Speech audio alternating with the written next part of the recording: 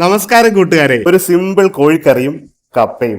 വൃത്തിയാക്കിയ കോഴി കഷ്ണങ്ങളിലേക്ക് ലേശം മഞ്ഞൾപ്പൊടിയും ഉപ്പും കുരുമുളക് പൊടിയും ചേർത്ത് നന്നായിട്ട് പുരട്ടി വെക്കണം. ഒരു ചീനച്ചട്ടി ചൂടാക്കി വെളിച്ചെണ്ണ ഒഴിച്ച് പെരിഞ്ചീരകം ഇട്ട് കൊടുക്കണം.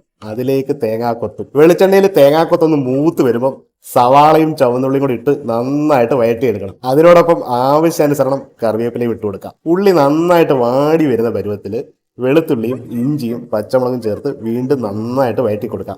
ഇഞ്ചിയും വെളുത്തുള്ളിയും ഉള്ളിയോടൊപ്പം ചെറിയ ചൂടിൽ നല്ല റോസ്റ്റ് പരുവത്തിൽ വരുമ്പോൾ നമുക്ക് മസാല തയ്യാറാക്കാം. വാടിയ ഉള്ളി ഒരു വശത്തേക്ക് മാറ്റി മഞ്ഞൾപ്പൊടിയും എരിവുള്ള മുളക് പൊടിയും ചുമന്ന നിറത്തിനായിട്ട് കാശ്മീരി മുളക് പൊടിയും വേണം. അതിനോടൊപ്പം മല്ലിപ്പൊടിയും ലേശം കുരുമുളക് പൊടിയും വേണം.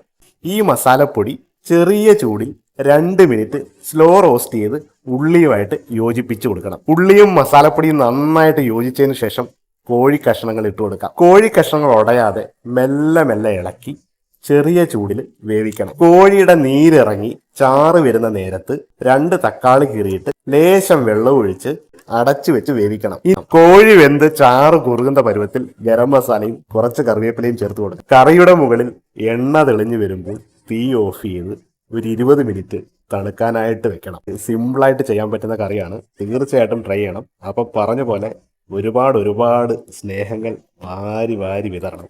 Thank you so much.